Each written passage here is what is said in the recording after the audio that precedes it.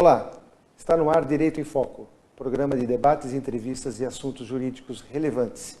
Esse programa é patrocinado pelo Núcleo de Advogados da Associação Comercial e Industrial de São Caetano do Sul. Obrigado por nos assistir e hoje nós vamos conversar um pouquinho sobre sucessão empresarial e sucessão familiar. E vamos conversar um pouquinho como a gente pode evitar prejuízos tratando do planejamento empresarial e familiar com eficiência.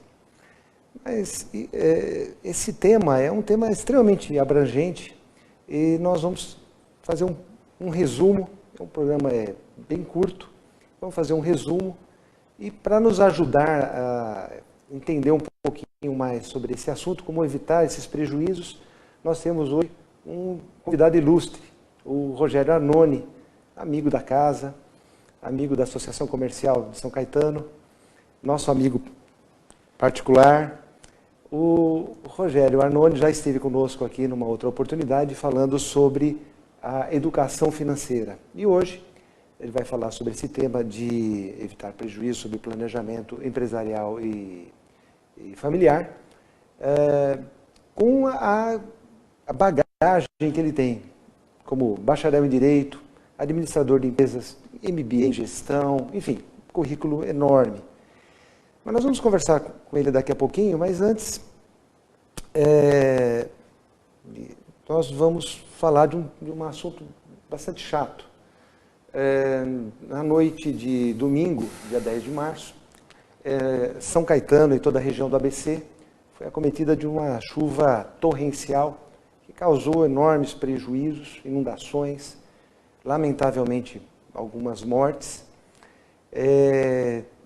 tornou o trânsito da região caótico e a cidade está muito afetada. Algumas regiões ainda estão sem energia elétrica, a sociedade toda está procurando se mobilizar para auxiliar.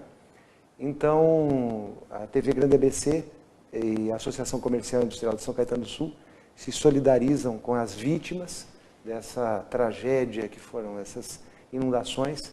Aí, como eu disse, com alguns falecimentos na região do ABC, um número ainda não oficial, mas em torno de 8 ou 9 pessoas, lamentavelmente, perderam a vida nesses fatos. A mobilização é muito grande, são várias as iniciativas aí para solucionar, ou pelo menos diminuir os prejuízos dessas famílias. Algumas eu destaco, sem prejuízo de outras tantas que estão fazendo trabalhos maravilhosos. Eu destaco o Fundo Social de Solidariedade da Prefeitura de São Caetano. Quem quiser colaborar de alguma maneira, produtos de higiene, limpeza, alimentos, colchões, o que puder. O Fundo Social de Solidariedade fica na Antônio Bento. Quem é de São Caetano sabe, é uma paralela da Avenida Goiás, uma travessa da Avenida Doutor Augusto de Toledo. Não podemos deixar também de falar do Núcleo de Ação Social da Associação Comercial e Industrial de São Caetano, liderado pela dona Lígia Estevam. A Associação Comercial é referência, não preciso dizer onde fica, mas vamos dizer mesmo assim, na Amazonas 318, ali um pouco depois da Rua Baraldi, né? E também vou mencionar, sem prejuízo das demais instituições que estão colaborando, igrejas e tal. Eu vou lembrar também a nossa OAB, presidida pelo João Paulo Borges. Quem também tiver alguma colaboração, puder auxiliar, na Casa do Advogado, na Estrada das Lágrimas, 361, em frente ao Bosque do Povo. Então, esse momento de solidariedade do povo de São Caetano do Sul é muito importante, tentar diminuir um pouco aí o sofrimento dessas famílias. Obrigado por quem puder colaborar. Essas famílias com certeza estão precisando e vão agradecer. Mas voltando aqui, Rogério, meu amigo Rogério, que me agracia com o seu retorno ao nosso programa. Muito obrigado por estar aqui conosco. Eu que agradeço sempre. Para mim é uma honra estar aqui, você sabe. E apesar de o dia ser tão conturbado hoje, né, não adianta falar. Parece que perguntar se está tudo bem é praticamente um cumprimento. Sim. Porque não está tudo bem. Não está, né? São Caetano não está. Eu vim para cá, eu vi tudo isso, realmente é bem difícil. Exato. Bem triste. Mas vamos ver, com a solidariedade do povo de São Caetano, do povo do ABC, com certeza isso vai ser diminuído um pouco, aí, esse sofrimento. Com certeza disso.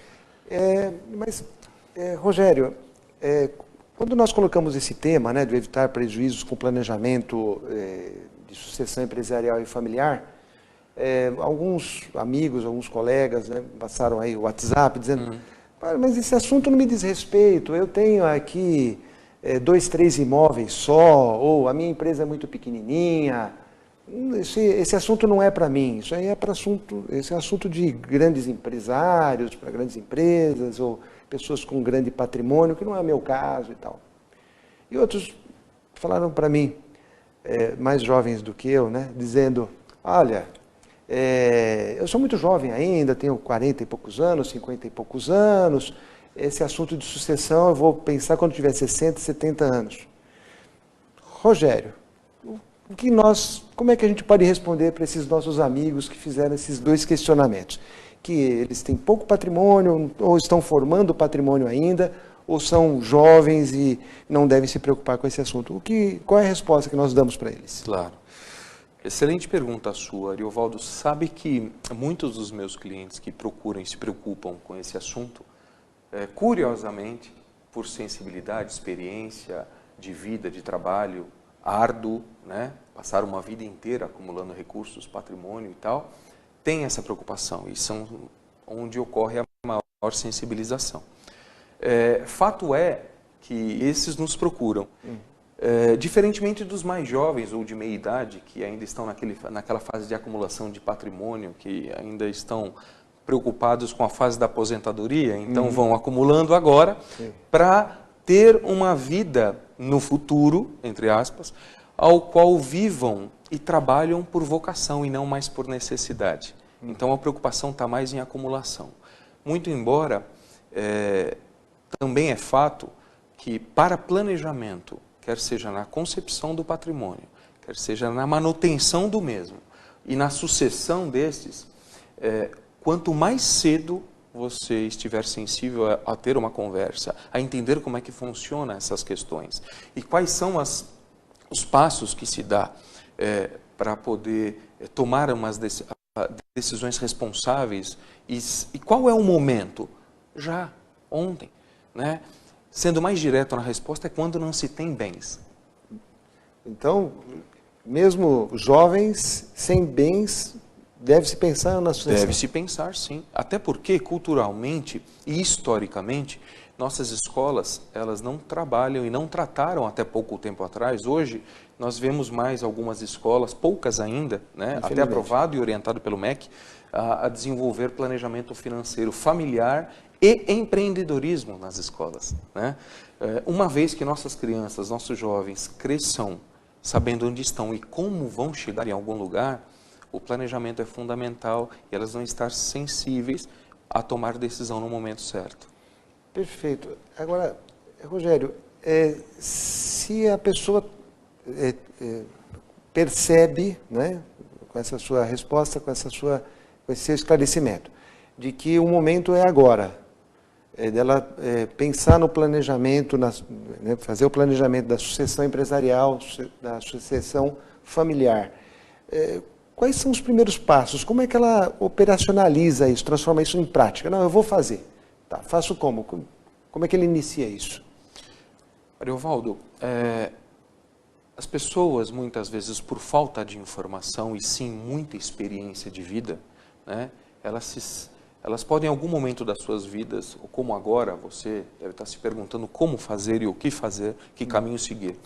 É importante dar o primeiro passo. É importante ter em mente que planejamento existe quando não aconteceu um fato externo de risco que comprometeu o patrimônio e causou um prejuízo à família, não só à herdade, e sim em vida, muitas vezes, né? Porque quando nós falamos em inventário, os custos são extremamente altos. E uma dica que eu gostaria de dar é: procure um especialista. Na cadeia de importância, um advogado é um profissional adequado para dar tratamento. Qual que é a penetração de conhecimento de um advogado nesse tema? jurídico, primeiramente falando, mas um advogado que tenha sua propriedade intelectual como mais completa, envolvendo questões não só jurídicas, mas tributárias, contábeis e securitárias, vão facilitar em muito, não só o profissional, mas a percepção da família ou do empresário na solução desses problemas, que eventualmente ainda não aconteceram, mas ocorrerão. Porque a única certeza que nós temos é que de um dia faltaremos. Mas quando ocorre, acontece como um ladrão de noite. Ele aparece só depois de um eventual falecimento de uma âncora financeira, quer seja homem, mulher ou empresário, é que um sócio, uma família e os herdeiros vão se dar conta dos prejuízos que a falta de planejamento Quer dizer que ocorreu. Esse pensamento, por exemplo, na questão empresarial, a preocupação não é só do empresário, é do sócio, do outro sócio. Quer dizer, se acontecer com o meu sócio, como é que eu vou fazer a gestão da minha empresa nos momentos Sem seguintes? dúvida nenhuma. Ainda mais, sem entrar muito em detalhe, mas superficialmente falando aqui, imaginemos que numa sociedade de três participantes, onde a sociedade seja de responsabilidade de cotas limitada, ao qual tenham cotas igualitárias, isonômicas entre si, 33%,33%, e um sócio falta, né? A maioria dos contratos concebidos nessas empresas, por não consulta a um advogado especialista, o que acontece? A sucessão é fechada. Não admite-se sucessor na empresa. Tá bom, então a empresa tem que indenizar e compra-se as cotas. E como é que se dá isso depois? Muitas empresas que têm caixa deixam de ter, então deixam de investir no seu negócio. Muitas empresas que não têm caixa tomam recursos em bancos e muitas vezes se vê num risco de sucessório se transformando numa inexistência de um negócio. Quer dizer que Muitas empresas quebram por isso. Então, a questão do prejuízo, né, não é só com relação a custos que você vai desembolsar. Você pode colocar em risco o teu negócio. Sem dúvida nenhuma. Sem dúvida nenhuma. Agora, também na prática, né? Porque o nosso público é muito exigente, isso é muito bom. Claro. Né? São advogados, juízes, promotores e empresários. Né? Muito bem, eu procurei um profissional, como você coloca os advogados, e eu concordo plenamente com isso, né? Por ser advogado, afinal de contas, Direito em Foco, né? Prestigia muito a classe dos advogados. Mas estamos numa sequência também de programas onde nós estamos trazendo subsídios e colaborações com outros colegas. Fizemos um programa recentemente com contadores, hoje estamos aqui com o Rogério Arnone, que é um administrador, porque as áreas do conhecimento humano não são separadas uma das outras, né? Essas áreas, elas se comunicam. Então, procurando um advogado nessa hipótese que você, nessa sugestão que você está dando, que eu concordo, até por ser advogado, não é? Preferencialmente um advogado. Mas quais são as ferramentas que devam ser utilizadas para essa sucessão? Como é que isso vai acontecer na prática? Excelente. Na prática, existem algumas soluções do mercado que podem ser muito adequadas quando se fala em planejamento sucessório. Lembrando que planejamento sucessório é apenas um dos pilares do planejamento financeiro numa família, numa empresa. Né? Mas tão sério quanto e não menos importante é o planejamento de sucessão de patrimônio. Então, existem algumas soluções como... Deixa eu aproveitar que você ia começar a dizer para deixarmos essa resposta para depois dos nossos intervalos. Claro. Rapidinho, claro. 2 minutinhos a gente está de volta. Até lá. Olá, estamos de volta com o programa Direito em Foco. Programa patrocinado pelo Núcleo de Advogados da Associação Comercial e Industrial de São Caetano do Sul. No primeiro bloco nós tivemos aqui uma aula com o Rogério Arnone sobre a questão, né, do planejamento empresarial e familiar. E nós terminamos o primeiro bloco eu fazendo uma pergunta de quais são as ferramentas que vão implementar, né, essa sucessão empresarial e sucessão familiar. E também já faço mais uma pergunta. a Rogério Arnone, como é que essas ferramentas vão diminuir os prejuízos na sucessão.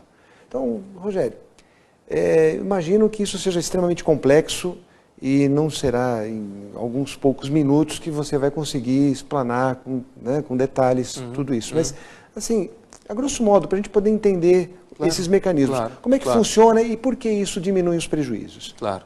Gostaria aqui de ir direto ao assunto no sentido de dar 4 dicas aqui, talvez podemos chamar de dicas. Sim, né? Ótimo. São 4 soluções que me vêm em mente com a sua pergunta. A primeira delas é a queridinha da sucessão empresarial, é a solução em que todos gostam de dizer e falar, que é o seguro de vida. Né? Na falta, o eventual falta, enfim, mas na sucessão ele tem um propósito muito importante. A âncora financeira contrata em vida. Paga por uma apólice, que pode ser mensal ou anual, contrata um valor de risco, que através desse valor pode ser, quando ocorre a sucessão, ele gera uma liquidez para arcar com todas as custas de inventário ou qual seja a solução, quer seja que o profissional trouxe à mesa. Né? Então, o seguro de vida ele resolve porque em vida ele nomeia seus beneficiários. É praticamente uma ferramenta de securitização de patrimônio. Seguro de vida não é só gerar dignidade, como todos falam, né? Direito à alimentação, transporte, educação. Ele transcende essas necessidades básicas e protege o patrimônio da dilapidação das custas e honorários e taxas e tributos que ocorrem no inventário.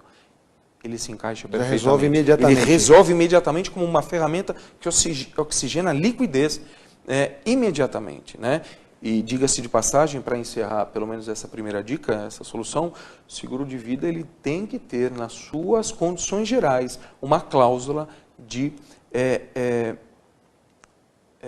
onde esse seguro ele não é discutível. Ou seja, você compra uma apólice ao qual você faz um exame de saúde e a companhia não discute as questões da morte no seguro, para que futuramente a família não tenha que entrar com uma ação por força de riscos excluídos de uma apólice. Por isso é muito importante. Precisa de um profissional que conheça também a área securitária para linkar com o que nós colocamos no primeiro.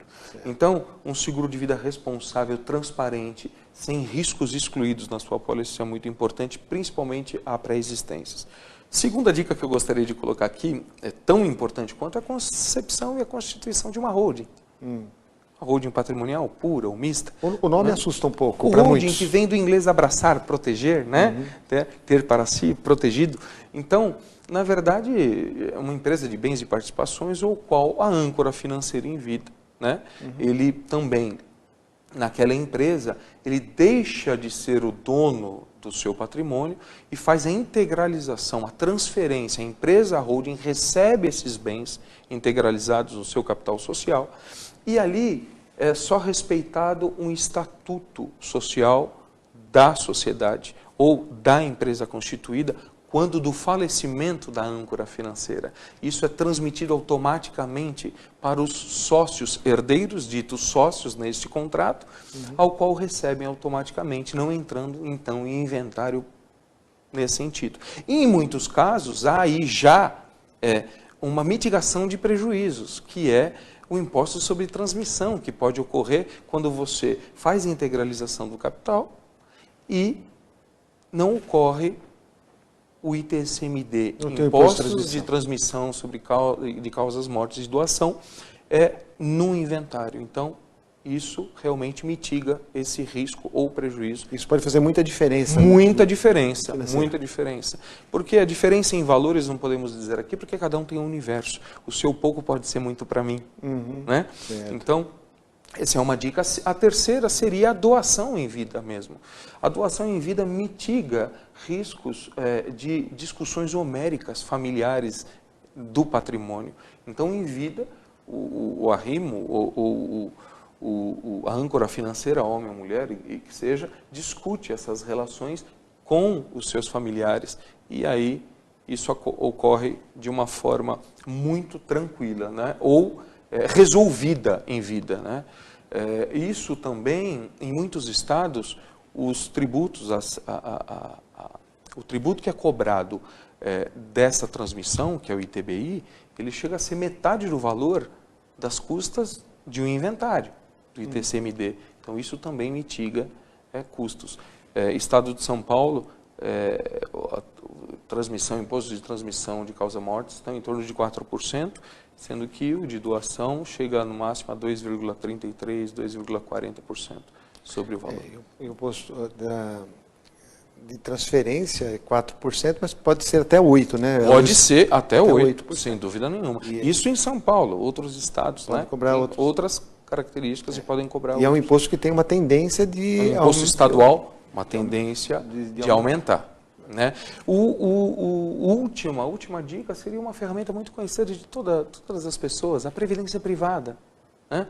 No passado, muitos utilizavam a previdência privada porque você nomeia seus beneficiários, quer seja o PGBL ou VGBL, né? O plano gerador ou vida gerador de benefício livre tem um mecanismo nele que é uma estrutura que você nomeia seus dependentes e essa liquidez ocorre a transferência sem passar por inventário. Acontece que hoje já existem muitas discussões nos tribunais sobre essas estruturas, porque principalmente pela característica para o investidor ou o que busca um plano de previdência, que faz acumulações com o intuito exclusivo de aposentadoria, ele tem esse cunho, essa característica, ele sim não responde por essas questões e não é taxado de tributo na transmissão. Mas para aqueles que você faz aportes únicos e ele tem uma característica de patrimônio ou de investimento,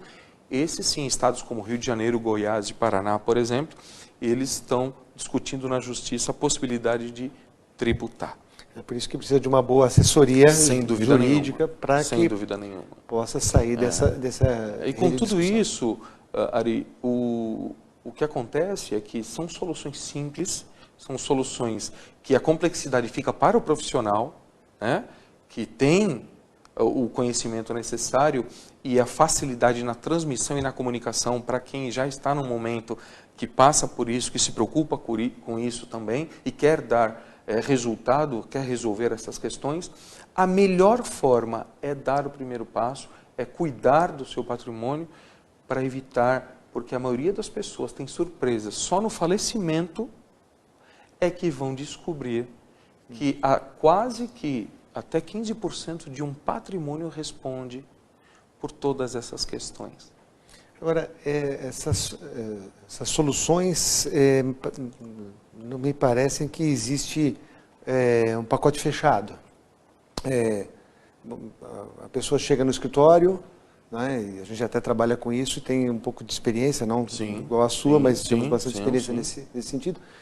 Não existe um pacote fechado, tem que ser analisado a situação específica daquela pessoa, o tipo de patrimônio. Sem dúvida nenhuma, até porque não só as condições do patrimônio, questões quantitativas, né, devem ser analisadas e saber traduzir uma necessidade que o cliente às vezes nem sabe que tem numa eventual solução com o nosso conhecimento do advogado, o conhecimento do profissional, do advisor que vai aconselhar. E também nesse profissional, não menos importante, deve ter um sentimento de que por trás de uma empresa existe uma pessoa e eventualmente uma família que passa por um processo ou passou por processos difíceis ali, estão à mercê de informação e tem suas limitações, suas angústias, seus desejos, seus sonhos. Então, a sensibilidade do profissional que trabalha e a responsabilidade de humanizar essa área quando se tratar de pessoas é muito importante. Porque alguns sentimentos devem ser muito conflitantes, né? Sem dúvida. A pessoa constrói um patrimônio, ele vai fazer uma doação, tem um patrimônio, faz uma holding e aí tem sócios numa ordem sucessória para facilitar, para diminuir os prejuízos, mas há uma questão da própria preservação do ego, foi eu que construí. Existe. Isso é é uma característica que está um pouco mais aflorada e vai de pessoa a pessoa. Muito importante termos a sensibilidade nestas questões e também nas quantitativas, em sabermos entender e até precificar de forma justa esses trabalhos, né? Porque na boa precificação, na saúde da informação e na sensibilidade da responsabilidade do profissional, a coisa é feita e bem feita e as pessoas realmente protegem os seus patrimônios e então se sentem felizes. Fica o patrimônio protegido, com uma diminuição de custos, a pessoa fica segura, satisfeita com isso, e os seus herdeiros ou sócios também ficam protegidos e numa situação mais tranquila no caso de sucessão. Quer dizer, é uma solução... Benefício para todos. Benefício para todos. É o ideal. Para todas as partes. Porque muitas vezes se diz assim, no direito, ou nas situações do dia a dia, um ganha, o outro perde. Mas numa questão de planejamento de sucessão empresarial, todos ganham. Todos ganham. Aliás, Ariovaldo, se nós temos mais alguns minutos, tá eu vou dizer para todos aqui que estão nos ouvindo, planejamento em todas as áreas, em qualquer tempo, sempre é ganho. Sempre é ganho. As áreas, nos seus investimentos, nos seguros, nos serviços que vocês contratam, não estar refém de situações de riscos que muitas vezes as pessoas conhecem, mas procrastinam a decisão.